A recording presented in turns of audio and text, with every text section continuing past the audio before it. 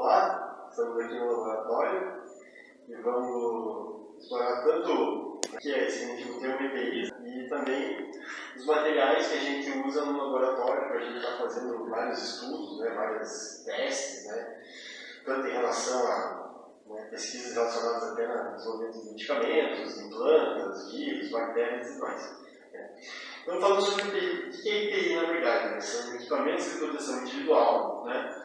E no laboratório, os principais equipamentos são a luva, né? o óculos de proteção, a máscara, né? E o jaleco. Por que a gente acaba usando esses materiais? Né?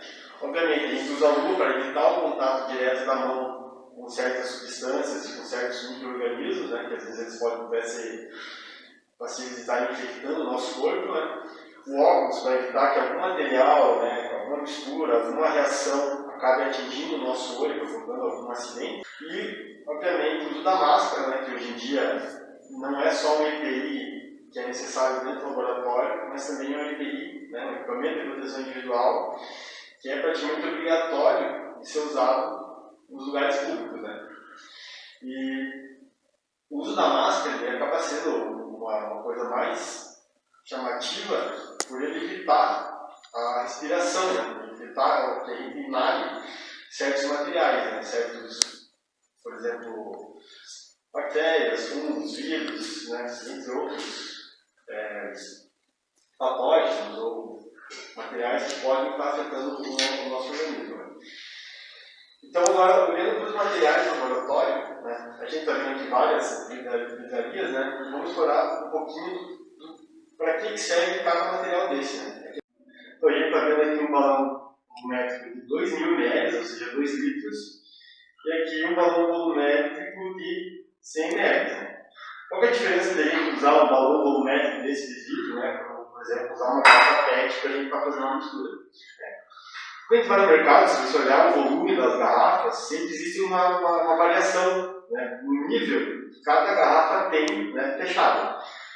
A gente não corre esse risco aqui, porque ele tem uma precisão que é marcada por uma linha. Né? Ou seja, nunca vai variar a quantidade, né, esse volume de 2 litros, ele não vai ter uma variação porque a gente está trabalhando com um nível de precisão. Né? Tanto aqui no caso de 2 litros e quanto de 100 ml.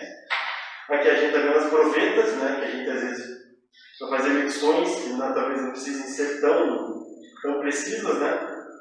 Aqui tubos de ensaio, muitas vezes a gente vê esses tubos de ensaio, né, quando a gente vai tirar sangue, por exemplo, eles também são usados para fazer misturas. Né? Também são usados para ser colocados em centrífugas para a gente separar certos materiais, né, para a gente separar, por exemplo, os glóbulos vermelhos do sangue, do líquido, do material plasmático do sangue, né, da parte mais clara do sangue, né, para fazer vários tipos de exames. Né. Aqui a gente tem os beckers, usados também para fazer certas misturas, né, para separar materiais e tudo mais. E aqui o RNA, um de 250 ml e um de 500 ml, usados também para a gente estar realizando misturas. Né.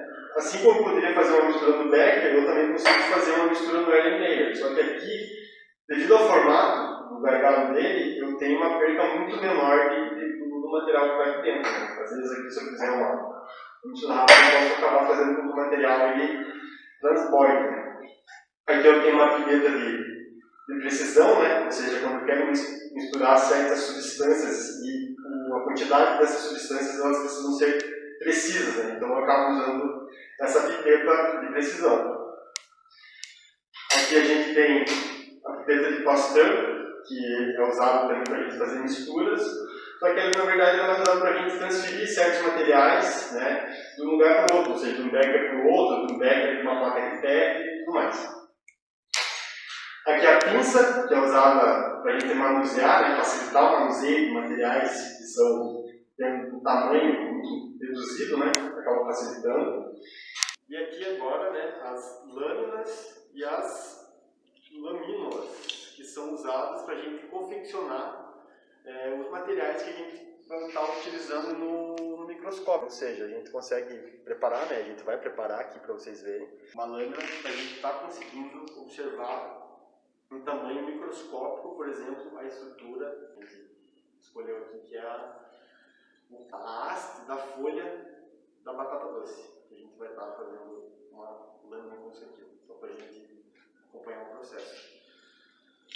E aqui também a placa de Petri, né? Que é até interessante aqui, né? A gente usa a placa de Petri para fazer certas reações, né? Fazer certas misturas, para deixar alguns organismos reagirem aqui. E um fato muito interessante é a descoberta da penicilina, né? Ou seja, um dos primeiros antibióticos que a nossa sociedade tem conhecimento, né? Que foi descoberto por acaso pelo Fleming, né? Quando ele deixou uma placa de Petri, um certo material lá, e ele viu que os fungos que atacaram aquela placa, os fungos acabaram consumindo as bactérias que estavam que se desenvolveram nesse ambiente aqui, né? Na placa de Petri, né? Ou seja, a gente acaba usando para deixar o material bufando ali e acaba percebendo que ocorrem certas reações, né? E, coincidentemente, o antibiótico foi descoberto dessa forma. Né?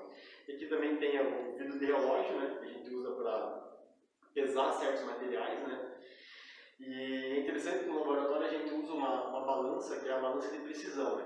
Então agora a gente vai fazer uma demonstração aqui, né? Usando uma balança de precisão, para a gente ter uma noção, né? De qual é o real peso dos materiais na nossa atmosfera, no nosso planeta. Então aqui a gente olhando para a balança, a gente vai ver que ela é medida em gramas, né? Ou seja, 1,000 gramas, né? Então o 1 aqui significa que é uma grama. Então aqui tem uma folha de papel, né? Obviamente, se eu fosse colocar essa folha de papel numa balança lá do mercado, do açougue, da farmácia, sabe Deus aonde, a gente vai ver que a gente não consegue identificar o peso dessa folha, né? Até porque é um peso muito, muito sensível, né? De a gente conseguir identificar. E quando a gente coloca na balança de precisão ou balança analítica, olha lá o que acontece lá. A balança consegue identificar, ou seja, o que eu consigo ver? Que essa folhinha de papel ali, ela pesa 1,1 gramas, né?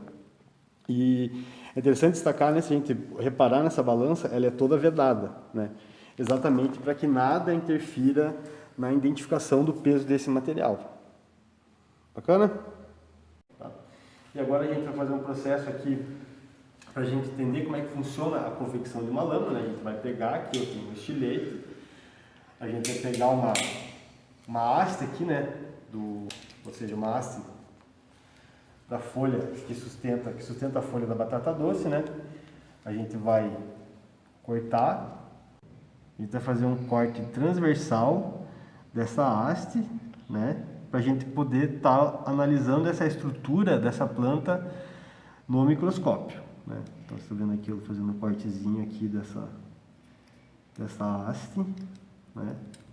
E daí qual que é a ideia aqui? A gente apenas ter uma noção de como funciona o processo de confecção de uma lâmina, né? A gente vai pegar a lâmina, colocar o material ali no meio, né? Aqui vai pingar uma gota da água.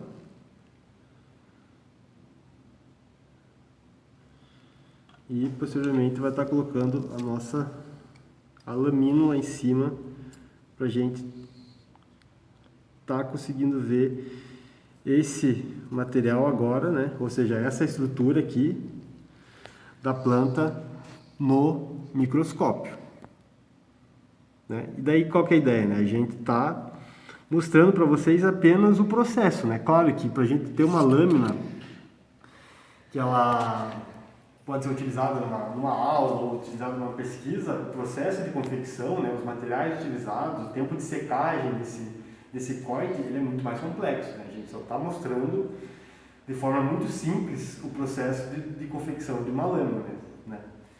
E agora a gente vai estar olhando no microscópio esse material que a gente confeccionou agora aqui, né? Na verdade não esse material, né? A gente vai estar já observando uma lâmina já preparada, já que secou, que foi feito todo o método necessário, todo o processo necessário para que ela fique guardada durante anos e anos a fim para ser utilizada em aulas, né, no processo de aprendizagem.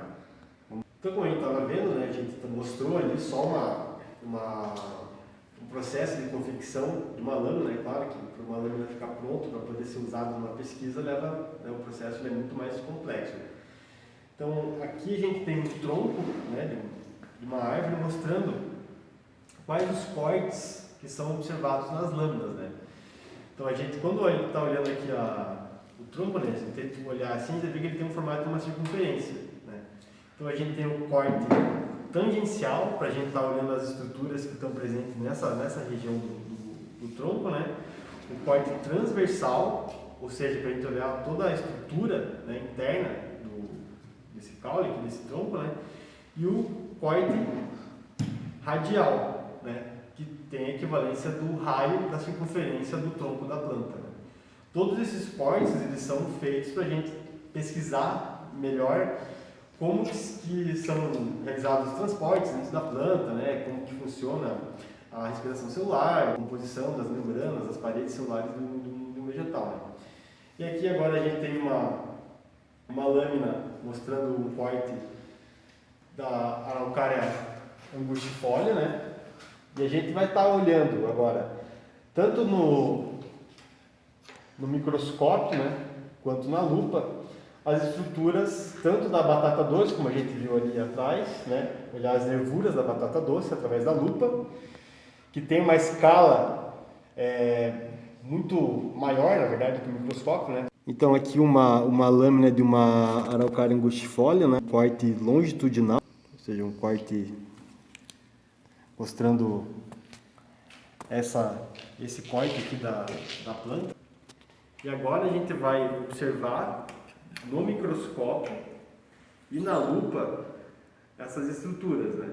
Ou seja, no caso aqui da lupa a gente vai estar observando as nervuras no caso da batata doce, né? Da folha da batata doce que a gente estava utilizando aí para fazer a lâmina.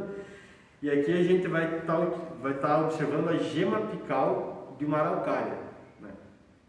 Beleza? Então aqui a gente está observando a lupa, né? E a gente vai tentar olhar de uma forma mais precisa as nervuras dessa folha de batata doce. Olha, a gente consegue ver lá que quando a gente aumenta a escala de visão, a gente consegue aumentar com muito mais complexidade a nossa visão das estruturas que compõem os materiais, né?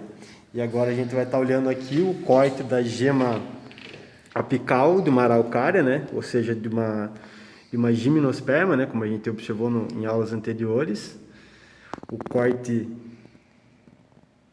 da gema apical, ó lá, aparecendo. Que bonito, né? E aí é interessante aqui que a gente consegue olhar as células da gema apical, ou seja, né, a gente está olhando, claro, o tecido como um todo e na escala mais microscópica ainda a gente consegue ver as células que compõem o tecido vegetal. Legal?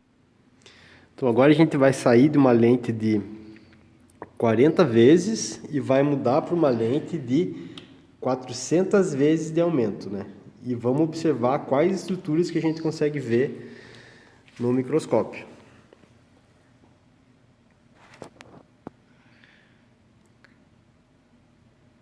Olha lá. E ali marcando na seta, né, a gente consegue ver um processo que a gente vai estar estudando nos próximos capítulos, nos próximos anos, que é um processo chamado mitose, né, que, ou seja, é o crescimento celular, né, ou seja, a forma que as células desenvolveram de se multiplicarem e darem origem aos tecidos.